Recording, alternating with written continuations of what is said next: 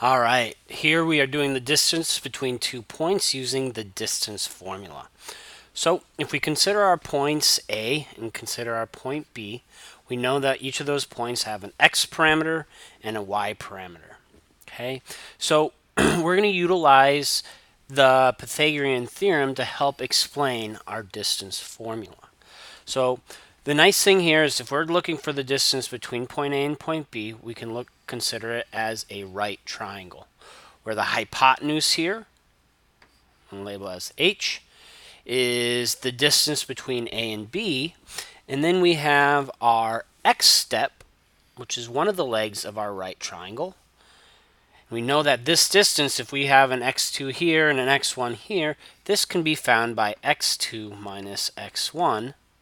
That is the distance of that blue line. Okay. For our vertical step, or our y step, that green line here, to find that distance, we're going to take our y2 minus our y1, and that gives us a distance of this length.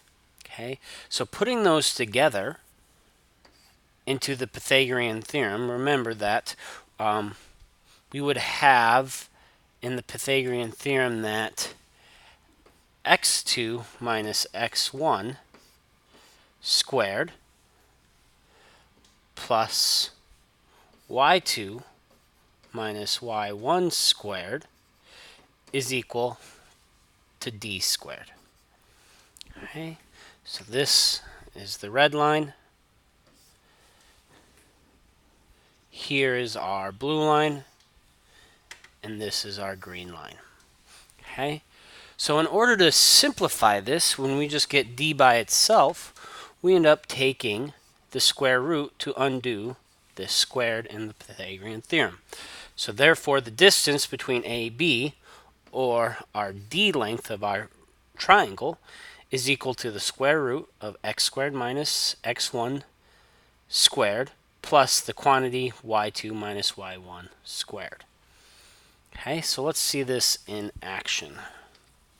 So if I want to find the distance between -3, 2, and b being 2, 4, for simplicity, I'm going to label this as my x1, my y1 coordinates.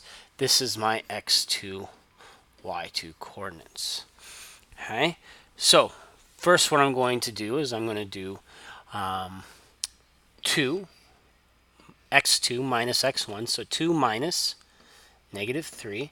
Minus is always in there, so this is my x step plus my y step, okay, which is going to be y2, 4, minus y1, which is 2 squared, and this is all square rooted.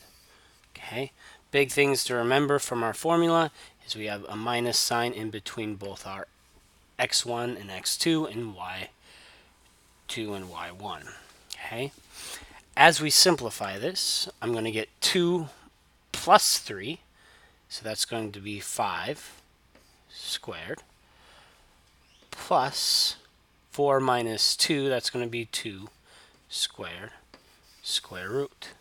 Okay, 5 squared is 25, plus 2 squared, which is 4, square root of this, so what we get is the square root of 29. For this course, I want you guys to leave things in your simplified radical form.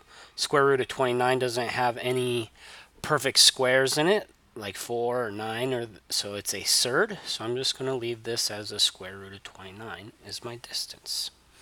Okay, let's look at another example here. Okay, so we can use the distance formula to help us classify triangles as scalene, isosceles, or equilateral. So remember that scalene has no equal sides. Isosceles has 2 equal sides of a triangle. And equilateral has 3 equal sides. So if we're able to show the distance and find the lengths of each side of a triangle, we can determine if it's a scalene, isosceles, or equilateral. To determine if something is a right triangle, okay, it must apply to the converse of the Pythagorean theorem, meaning that when we put the lengths of the two shorter sides, A and B, squared, they must be equal to C of the longer length, and then that will prove that there is a right angle in the triangle, and we have a right triangle. Okay, so let's see this in action here. All right, so P is 1, 0, so I go over 1. So there's P. Okay, Q is 3, 1, so I go over 3, up 1. So there's Q. And I'm going to go to R, which is negative 3, up 8. So there's 2, 4, 6, 8. So there is my R. Okay, so I can draw my triangle here. And I want to use the distance formula to classify the triangle as equilateral, isosceles, or scalene. Okay, so first I'm going to find the distance of, let's do our shortest side first, PQ. So PQ, I'm going to be using these 2 points. Okay, so I know that this is going to be equal to the square root of the difference of my x parameters. So I'm going to do 3 minus 1 squared plus 1 minus 0 squared. Okay. Well, this is going to be equal to 2 squared plus 1 squared. And 2 squared is 4, 1 squared is 1. So we get the square root of 5 is the length of PQ.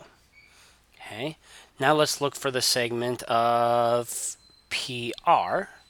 So PR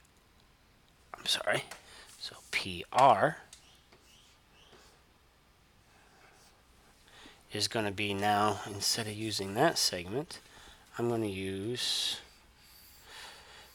those 2 points. Okay, so I'm going to use my distance formula, and I get the square root of, so do my x, so I got negative 3 minus 1 squared plus 8 minus 0 squared. It's all square rooted. Okay, negative 3 minus 1 is negative 4 squared plus 8 squared. Negative 4 squared is equal to 16 plus 64, which is 8 squared, square root of this. As we simplify this, that's 70, we get the square root of 80. Okay, and if we simplify that, we get the square root of 16 times the square root of 5 is 80. Square root of 16 is 4. Square roots of 5. Okay, so next what I want to do is I want to do QR and find that length. Okay, so again, I'm going to look up here and say for QR, I want to use these 2 coordinates or points. Okay, so to do so, I'm going to do my x parameter first. So I'm going to do 3 minus negative 3 squared plus 1 minus 8 squared, my y step, and the square root of that. So 3 minus 3 changes it to positive, so I get 6 squared plus 1 minus 8 is 7, negative 7 squared, I get the square root. So 6 squared is 36, plus 7 squared is 49, which is equal to the square root of 85. Okay, So now that I have found each one of these, and I look at this one as a square root of 80 before it's simplified to help simplify this process, and this is a square root of 5. Okay, so as I look at my definitions of triangles, I don't have any sides being the same length. I have square root of 5, square root of 80, and square root of 85. So therefore, this must be a scalene triangle. Okay, so no sides are equal, so this is scalene. Okay, well now my next question is I want to see if the converse of the Pythagorean theorem works. So, is it true that the square root of 5, the short side, my second short side is square root of 80,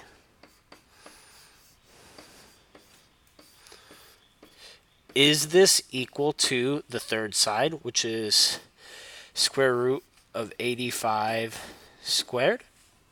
Well, we know the square roots cancel out, so we just get 5 plus 80, which is equal to 85. Well, that's true, so therefore we know it is a right angle. Okay, so since PQ is our long side, our right angle is opposite of that, so we can see that this is a scalene right triangle. Okay, so that concludes our notes for tonight. Make sure you highlight any questions you have and bring them to class tomorrow.